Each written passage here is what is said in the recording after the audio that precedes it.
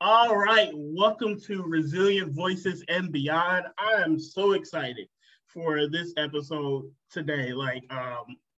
This guy, awesome guy. I met him through a mutual friend, and first thing I saw was his name. First thing I saw was his name, and it's just I'm so excited for you guys. This is going to be a very interesting episode, and without further ado, because you guys know I can rant and tangent on, I'm gonna have him introduce himself. Yes. How y'all doing? My name is Michael Arterberry, and I'm an author. I'm a motivational speaker. I have my own nonprofit organization, and I'm just about inspiring, encouraging, and motivating anyone that's willing to listen and anyone that is in need. Thank you.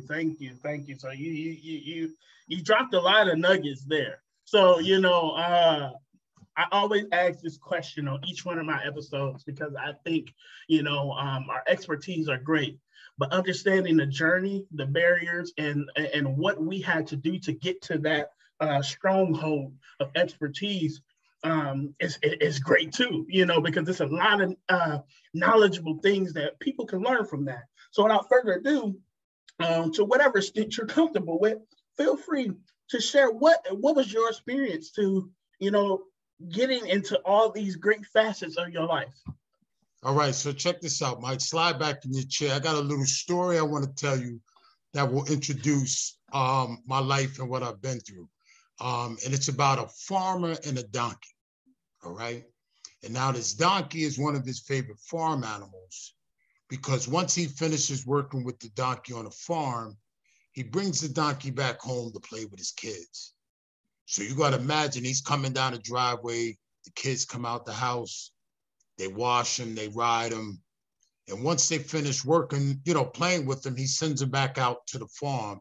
And that's like a normal routine that they do. One day he brought him home, they did their thing, he released him out to the farm. And when he released him out to the farm during the night, the donkey wandered and fell into an empty water well. So when he fell into the empty water well, Mike, he was like, wow, man, how am I going to get out? So during the night, he started making the donkey noises, but the farmer obviously couldn't hear him. The farmer comes out the next morning, he whistles, donkey doesn't show up. He calls his name, donkey doesn't show up. So he starts going around the farm looking for him. He finally hears him making a noise at the bottom of the well. So he rolls up on the well, he looks down, he's like, damn, how am I going to get him out? So he said, you know what, I'm going to go get some of my friends and let's try to see what we're going to do. So he goes and gets 6 of his friends. He brings them to the well and he's like, yo, how are we going to get my donkey out? So one of his friends suggested that they get some rope so they can pull him out. So all 6 of them might get some rope and they start lassoing the donkey. They throw the rope, they miss. They throw the rope, they miss. They throw it by his hind legs. He steps into the rope. They shimmy it up his body. And they start to pull. They pull, the donkey moves. They pull, the donkey moves. They pull, the donkey moves. Then halfway up the well, they realize that the donkey's too heavy, Mike. So they lower him back to the bottom of the well. And now this farmer has to make a grim decision. Now, see, he can't feed him food at the bottom of the well because that wouldn't make any sense. He can't starve him because, like I said, he's more like his pet. One of his hot-headed friends was like, yo, just shoot him. He's like, nah, I can't do that. That's too violent.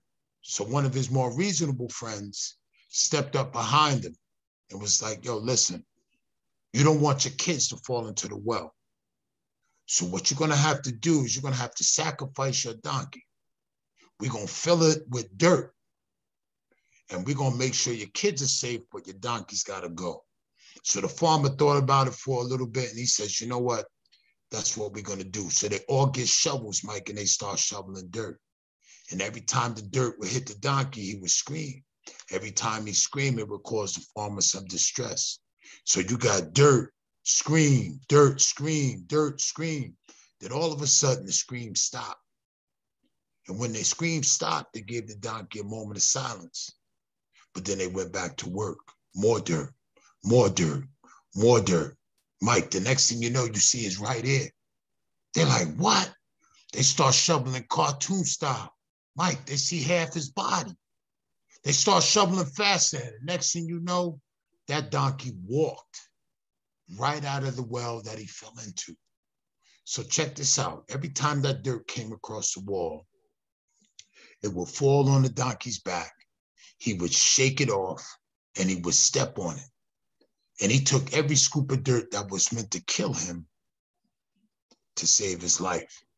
Now, I tell you that story because what I want to do with your audience is I want to drop some dirt on. First and foremost, I grew up in a home with a raging alcoholic father, raging. And when I say raging, he raged from the time I was born until the time he died when I was 16. Now, how does that translate for a kid growing up? That means that anytime during the day, if I was playing and having fun, you know what I'm saying? I always thought about the fact that when I got home, I had to get home and deal with that raging alcoholic father. On top of dealing with a raging alcoholic father, I grew up in poverty. Both my parents worked. You would think that we would be okay, but my mom was a housekeeper, my dad was a bus driver, and my dad's money went to drinking, and my mother raised 4 kids with a housekeeping salary, all right? Now, if you got the father of your house an alcoholic, you know, and the rest of us, you know, living up under the roof with him, I grew up in dysfunction with a capital D. And the way that I can bring you into that world is that, you know, my parents would have these crazy, outrageous fights. And I remember my mother the next morning, I'm getting ready to go to school. Yo, she would just put my clothes on, put me on the bus. She wouldn't debrief. She wouldn't tell me anything about it. And I had to learn on my own what it meant and how it would roll out in my life. But I'm telling you all these things because you asked me what got me to where I'm at. And that's it. I never forget where I came from. But my motivation to help other people is grounded in the fact that I was able to survive something that should have taken me out. On profile, if you read my profile, I should not be doing any of the things that I do today. Thank you for that. Thank you for that. Once again, like I like to say, you know, dropping nuggets. Man. So, like, you know, one thing I want to distinguish, you know, for the audience and so forth, and correct me if I'm wrong. You know, I've been doing this for a while, advocating and talking to many different people of many different walks of life. One of the biggest focal points I advocate is around juvenile and foster care youth. And one thing we don't realize is that more than most people are on that brink, you know, of being in that system. Right. What you just explained to me is that you had a strong parent that, you know, did best that she could to make sure that y'all were okay. Right. You know, I know, I've heard many stories that, you know, that parent trudged on, you know, to make sure that their kids could be in a better predicament. Now, in my experience, not everyone end up staying with their parents. You know, in some cases, the dysfunction takes its toll, and we get cases, you know, because there's different terminology and why people enter care, abuse, or neglect, and so forth. We get cases of neglect because one parent cannot manage to take care of everybody. But that wasn't your story, you know, and I think it's a unique perspective to for the audience and for myself to realize that this is happening today. You know, there is dysfunction in the homes, but there are parents that are doing their best to make sure that they can stay in their kids' life. And this speaks to part. This little tangent, you know, this speaks to that's all right. part part of what we need to do to support these parents in prevention measures, because as well as, you may know, Michael, it wasn't in your best interest, for you to like, all right, now, I can't stay here. Y'all tripping. Mom don't want to tell me nothing or whichever, so I need to go somewhere else. Right. Your best interest was to stay where you knew things were, to right. be with mom, and to, be with your siblings and so forth. And that's one of the biggest things that I believe in. If we have parents that are willing to work, they just need some support, they need some guidance, or they may not even really need some support, they just need something like, hey, you kill them. You kill them. Even if you don't need us today, tomorrow, whichever, just know that we have this resource here to make sure that you can stay and keep your kids. That's my little tangent. And I'll get back to my questions, but I just thought, like, because your story brought that to my mind, like that is what our system needs to work towards. Instead of building towards, okay, now you have failed, it's time for us to take your kids. Right. Because there's many times that we can jump in there to prevent, and support and guide and help, and so forth. So, moving forward in that timeline of yours, right? Take me towards, your young adult years, getting towards, what you do now. Like, take me towards the expertise, Right. Well, what I did is my mom, to get me out of that craziness, for respite, got me into sports. So at the age of 8, she entered me into soccer. Then after soccer was over, I did basketball, baseball, football. And I ended up playing those sports right up until the time I graduated. Lettered in 3 sports in high school, and I played soccer on Sundays on a club team. And if you allow me to toot my horn, I was a heck of an athlete. I ended up going off to college playing football. I played football in college, and while I was in college, I majored in social work. And, I started working with youth in the foster care system, and they would give me curriculums to work with the youth. And, somebody would sit in front of the computer, pull a curriculum off the computer, give it to me. And then when it would fail, they would smack me on the wrist. Like, yo, you didn't do your job. So one day I was sitting in my office and I said, you know what, I'm gonna fix this.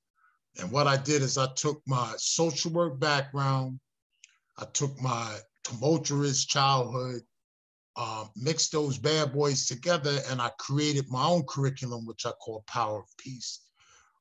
It's a 2-level program that takes youth through an interactive experience that allows them to look at their story and use what they've been through as a catalyst to success rather than something to make them fail. So, that's what I started with my program with the nonprofit. And then, came the motivational speaking spin off of that. And when you're doing all those interesting things, I put it on paper. Definitely. And I just want to take a moment to thank you, someone from, like, not far from the outside, because this, as much as my story could have been yours, and so forth.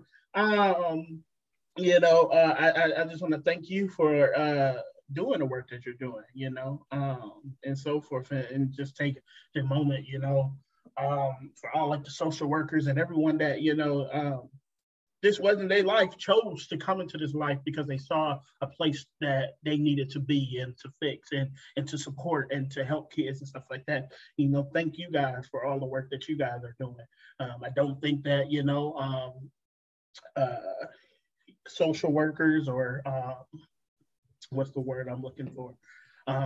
Other stakeholders, and these youth lives get enough appreciation, and so forth. So I just want to, say, from my heart, to theirs and to yours, I appreciate it. So you've had the experience of seeing a lot of different if I may say, life play out, you know, Right. and yeah, whether for the good or the bad, you know, and in that, you know, you've made it, you made it in yourself to like, I need to do some to make this better, to have some better outcomes and so forth. So, um, walk me through that, you know, you got you got this running, got the nonprofit going and so Right. forth. Give me a little walkthrough. Of what it's like. So what I do is I'm gonna use you as a principal, as an example. So my program's built where I come into a school and I ask for a cross section of students. So I want my room to be compiled of everything that's represented in the building. And I do 20 kids at a time. Everything I do is done in a circle. The 20 kids walk in, different walks of life, different backgrounds. And my goal is, you know, check it out.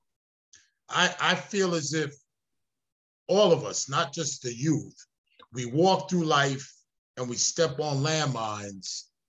The landmine doesn't blow you up, but it causes damage. And you start making decisions based on the damage rather than what's going on in real time.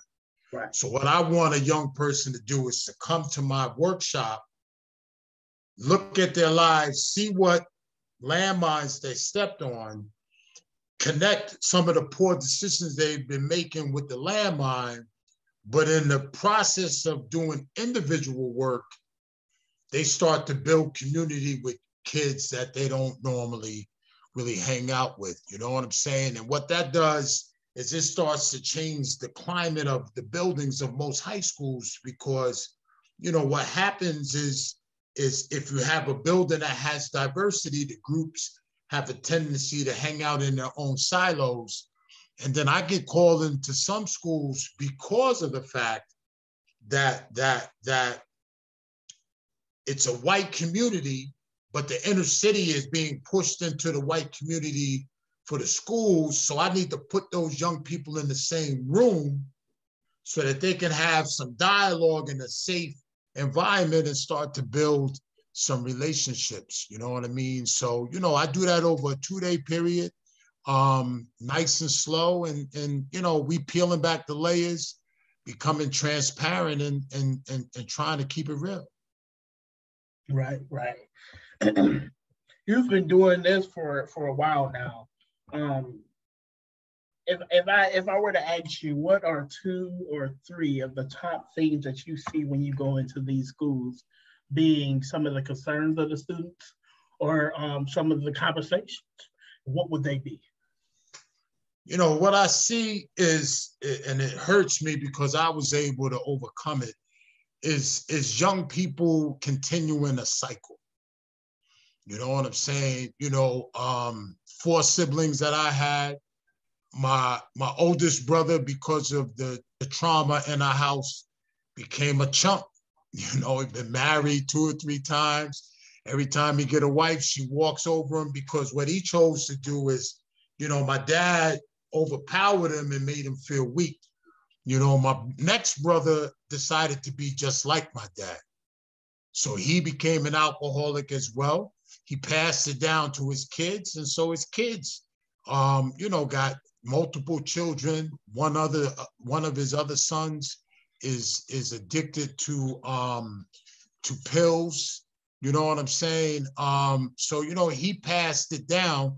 And my daughter, not my daughter, my sister, you know, she's got a mental illness unchecked. You know, she went to counseling as a young girl. My dad found out she was in counseling, came home and told my mom, if you don't pull out of counseling, I'm kicking your behind. And so he pulled her out. So what I see is young people that come from dysfunction, and rather than stopping it like I did, they pass it on to their seed, you know, the next generation. So I see that happen. And what I also see is a lack of hope.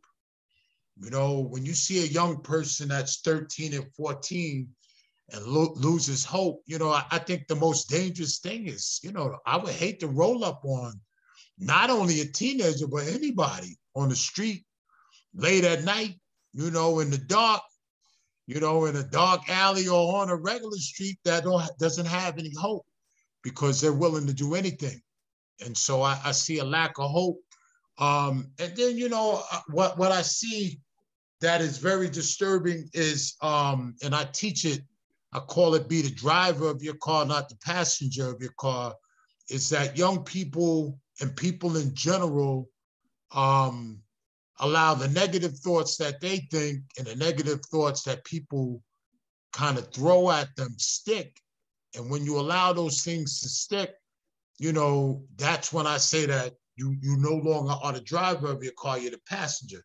And what I teach young people through my process is to find out what's driving your car.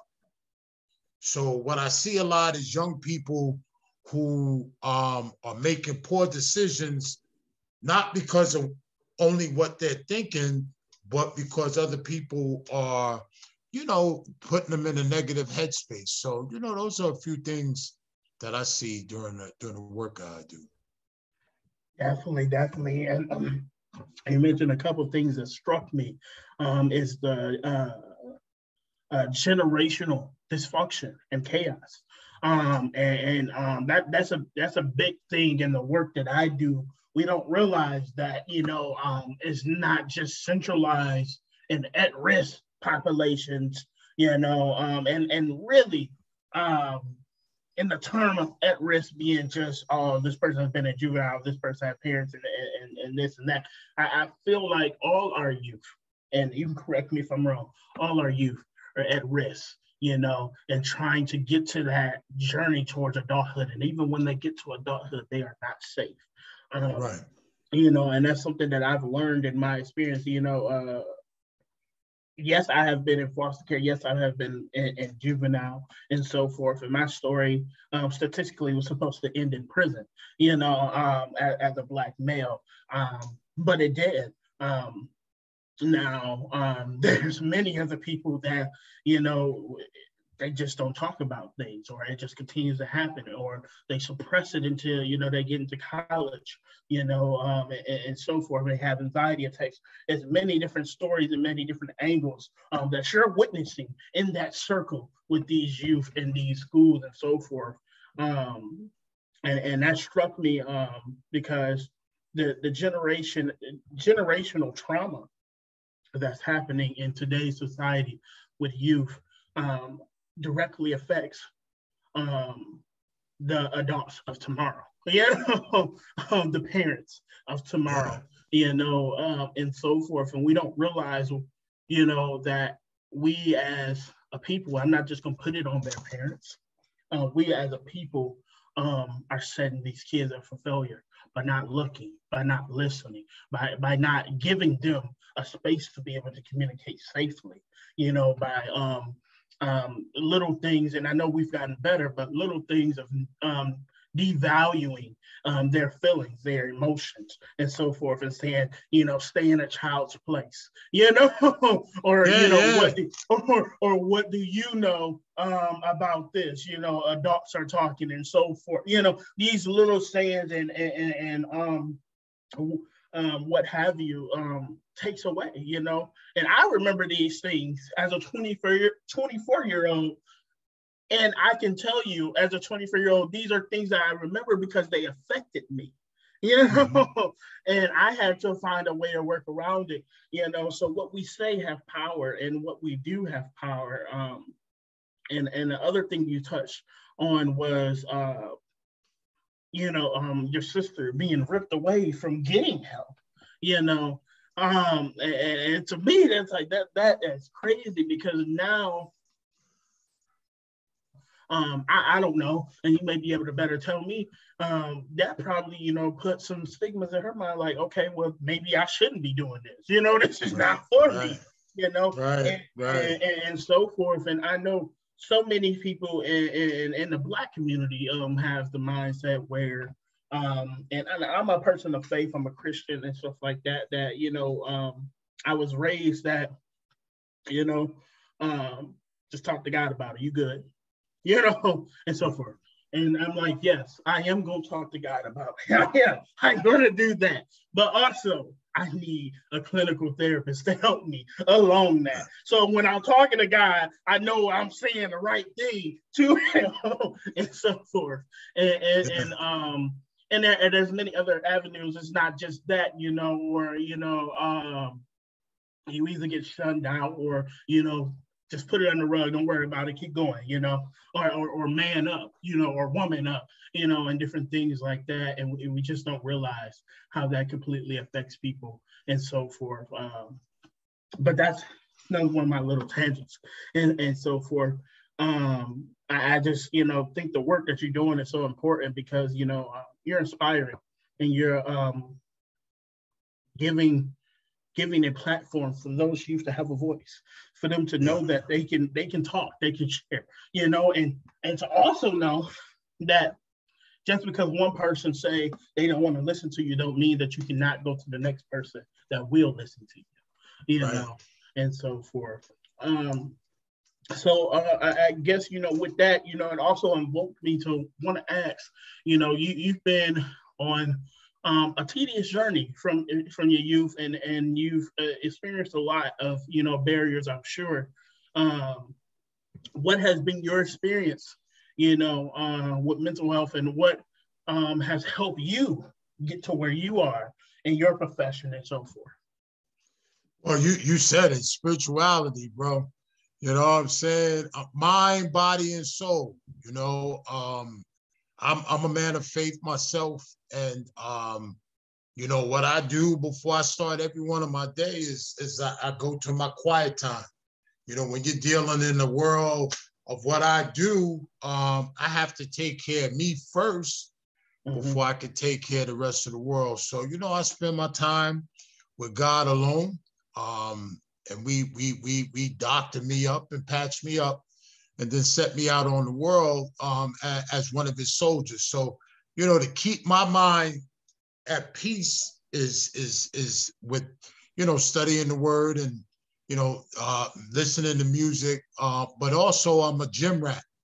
You know what I'm saying? You know, I was a football player. I worked out. Once I finished football, I started bodybuilding. And so working out is, you know, I'm addicted, you know what I mean? But, you know, so mine, I'm knocking it out with my spirituality.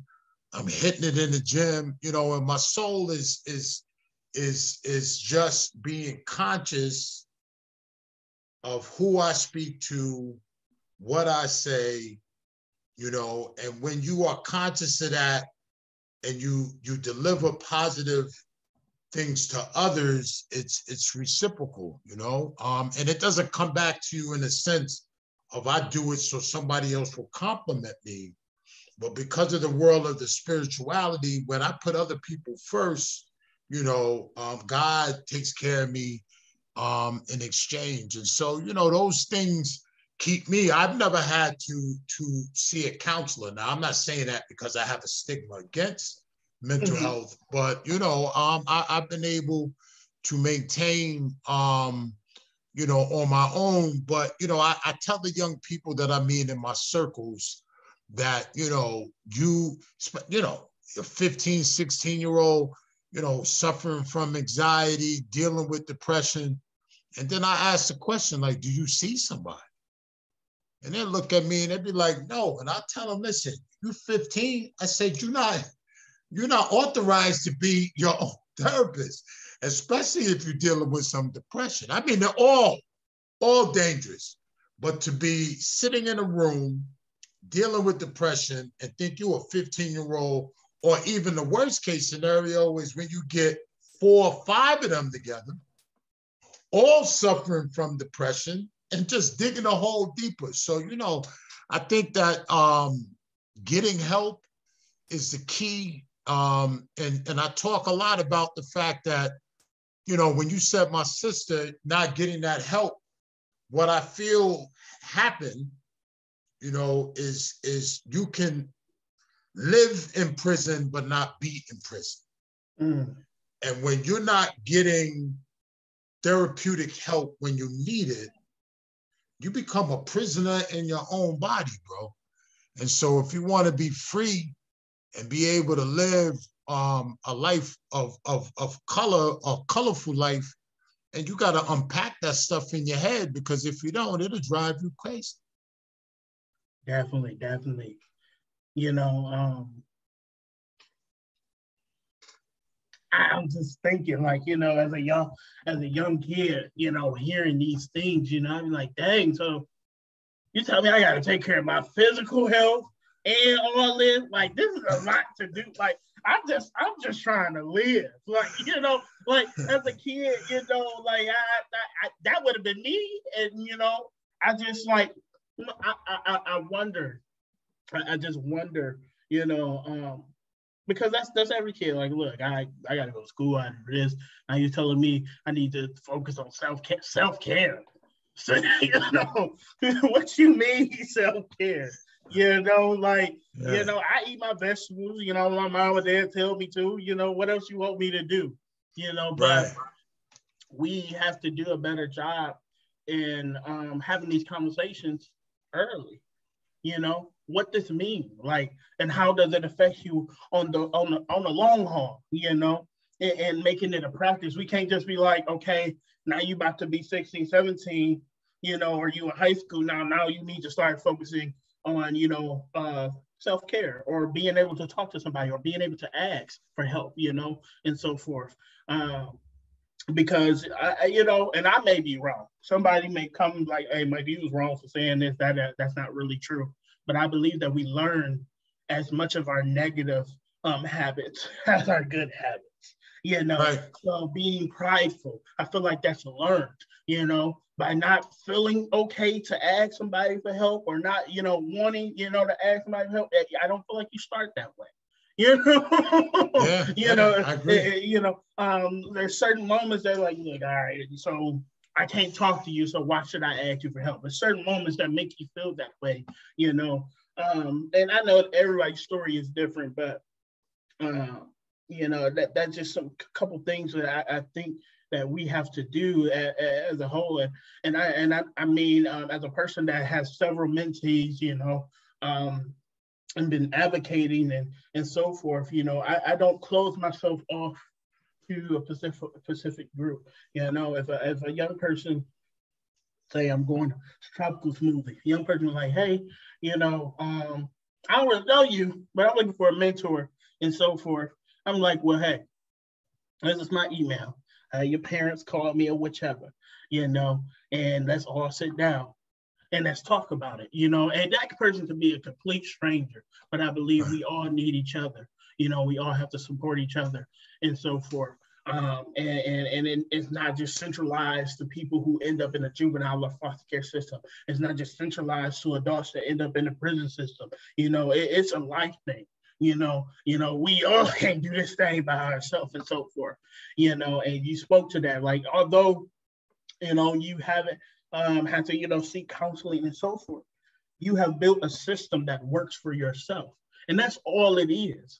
You know, you have your spirituality that works on the mental, you know, and the spiritual, and then you have, you know, working out in the gym and so forth, which works on the physical. All that works simultaneously together, you know, and that's all it is, you know, and figuring out what works for you. For some people, they counseling is a ritual. Like, I need to go see my therapist. Like, this is what I need to do. This is what works for me. And that is for you. Some people, like, I love music. I love writing, you know, so that's what I do, you know, to, you know, debrief myself, is go play with my band after work, you know, or whatever, you know.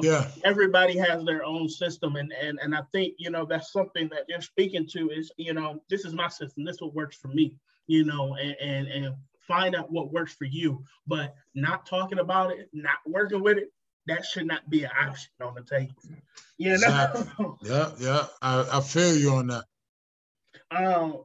My last couple questions for you, you know, is COVID hit us. You know, COVID is here. It is doing its thing out there. What has been that experience like for you, in the work that you do and whichever? Listen, let me tell you something. People But they don't hate me on it, but I'm gonna keep it real with you. COVID was the best thing that ever happened to me on an individual level. And I say that because right before COVID hit, being a spiritual guy, so, you know, God had it in my plan. I went to a conference in LA on branding your business. And when I went to the conference, the thing that they pushed was going global. Like, if you want to be known, you got to be known globally. And they gave you different ways that you can do it. So when I came back from the conference, what I did was, one of the things that I did is I started to reach out to different podcasts, like yourself, you know what I'm saying? And brother, over the time of COVID, your boy was on over 150 podcasts on many different platforms. I was on, you know, people that were music instructors. I was on a podcast for a guy that worked with dogs. I mean, all over the place. But my message is encouragement. So it didn't matter what platform I was on. I got to speak into people's lives. But I say that it was a blessing because with my business, I had the nonprofit. It was done in person. But now I open up these other business streams. You know, I counsel one-to-one. You know what I'm saying? Through Zoom. I got a client in Romania. You know, I got clients all over in different states. You know, I was able to create a virtual model of my business that I was doing in schools when we were in the lockdown. And you know, what I tell others is that COVID was a time for all of us to self-reflect. You know, so you know, sometimes, you know, it talks about how if you're moving too quickly, God will slow you down so you can reflect on your life. That's what COVID did. And so you just had to find the perspective. You know, a lot of people lost their jobs. So before you run back to a job, make sure you go to a job that is not just paying bills, but something that you enjoy doing. And then also, you know, look at your life. I'll tell you this, man. I'll finish with this. Is my mom turned 89. And when I called up to wish her a happy birthday, I think I missed a couple years. So I think I said like 85. And then she said, I'm 89. Yeah. She said, I'm 89, bro. And Mike, yo, I did the math. I'm 54. She's 89. And I looked at the years in between there, brother. And I thought about how much longer I had on this earth. And I said, yo, I got to make sure I'm happy. Anything moving forward from this has to make me happy because, yo, this is, I'm going to be here. You know, you don't really realize that. You know, you live day to day, you grind, you ebb and flow, peaks and valleys. But yo, when I realized that, yo, I'm going to be here for, you know, whatever amount of years that was, I was like, yo. And so, you know, COVID put me in a state of mind of positivity. And, you know, and I found out that I was an undercover introvert. Wow. Yeah. You know, wow. I like, and to believe it or not, you're not the first person to tell me, you know, COVID was, you know, a blessing, you know, and so forth. And it brings me to a big lesson that I learned in my walk with God, being a Christian man and so forth. And the biggest, and you know, don't get me wrong, audience, you know, not a Christian, whichever, you know, so forth. That is okay. I respect it. But this lesson can be taken, you know, by all accounts. And that is, no matter the struggle, no matter the test or the trial that you're going through, once you get to a place where you can reverence and reflect and be happy and be at peace in that storm, because you know that it's something in that story that you're supposed to learn, that you're supposed to take from, that you need to, maybe work around. You close to mastering this thing called life. And that's something that, I learned after going through so much, in 18, 19, 20, it's going through so much in those 3 years, on and off homelessness and different things like that, once I got to a place where I was like, all right, I'm not going to waste time soaking and being depressed or being mad or angry because like this is happening. It's gonna happen. Like it's gonna keep happening because I'm only, such and such age. Like, I got so much left to go. Right. Once I realized that and I decided, I made a choice to, when stuff happened, car breakdown, I know I ain't got the funds to pay for the new car. I'm still going to rejoice. I'm still going to be happy. I'm still going to find a way to do what I love because I know that this is not the end of the world. Right. It's just something that happens in life. Now, what can I do moving forward, and what is the lesson I'm supposed to learn in this moment of trial, and so forth? Because, a lot of us in the analogy be like, well, I'm glad to be out of the storm. I got the blessing, God really helped me, and that is great. In my experience, and everybody's experience is different, but in my own personal experience, the blessing can be momentary, but the lesson can last a lifetime. Yeah. So taking that knowledge that, the universe or God, is giving you and adapting that has been one of the biggest things in how I triumphed through everything that I've been through. And it took a while to get there, and sometimes I got to tweak it, sometimes I got to go and update, just like Windows XP. Like I got to get an upgrade, got to get an update, sometimes I got to take a break, and I take those moments because I'm a spiritual person. I take a break, come back. I'll be like, look, I need a couple days, mental health, whichever you want to call it, to debrief. Walk with God, talk with God, and just like get myself back on baseline. The work that I do, I would say is dangerous because I've been somebody who has been in a place of abuse and neglect, dysfunction, chaos, and so forth. It's dangerous to constantly revisit that with working with clients who do the same thing on a daily basis. And I respect the ones that are like, look, I can't do this no more. I'm burnt out, I respect it.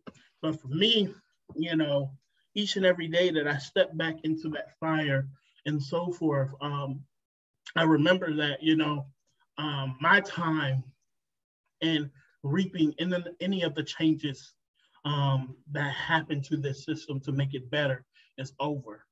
And one of the things I remember is my why and why I got into this. I had a fairly awful experience coming out of the system. The system re-traumatized me very, very much and institutionalized me to the point where like I like came home out of aging out and been in so many different places. I remember having moments of pacing back and forth because I was so used to asking the staff, can I sit down? Can I go do this and do this and do that and so forth? So I had to work myself out of all that, also had to figure out my mental health, because I had been overdiagnosed and so forth. And not to chalk up to say anyone's experience and stuff like this, residential or whatever, my experience, I had been overdiagnosed. And when I went as an adult to get a mental health exam to figure out where I really was, what I can do to make sure I was taking care of myself, I was on a journey to being my best self. I realized that I wasn't, the diagnosis that they gave me, but I also realized that there's still things I needed to do to be my best self. But I say all this to say, we as a people got to find that niche. We, and I know situations of depression is a killer among, many other things in many different communities. When something happens to us, we like, woe is me. I don't know how I'm gonna get through this. But once you find that sweet spot and all that chaos, to just take a moment to be like, yeah, this is happening. You know, what can I do next? What am Right. I supposed to learn? I promise you. You know, once you get there, ain't nothing gonna stop you. You know, Right. uh, and lastly, last couple questions for you. And I think you spoke to it a little bit. Is what's next for yourself, and what tips and tidbits do you have for the listeners today? Well, what's next for me is my continued journey with growing my nonprofit. I do all the work myself. I have a curriculum. People kind of challenge me on putting it in the form of, leaving it out of school and training others to do it. But, I'm not comfortable with that because, I like the fact that the quality of it depends on me. So, I want to grow it, but grow it in a smart way. What I would love to do, and you can help me any way you can, on a personal level, is Michael. I want to get on stages, man. I'm a motivational speaker. Anytime I get the opportunity, I move audiences. They're very much compelled and motivated. But it's almost like the music industry. It's who you know.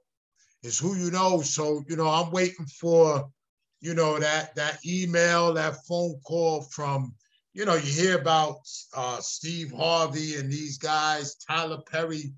They had a time in their lives where they were in the right room at the right place with the right person. But my aspiration is to do more motivational speaking on stage, so that's moving forward. Tidbits, my tidbits or the thing that I want to push to your listeners as we close is I wrote a book. The name of the book is called Be Encouraged. And in the third page of the book, I wrote this. It says, short-term thinkers plant gardens. Long-term thinkers plant trees. Eternity-minded thinkers plant themselves in the souls of others. All right.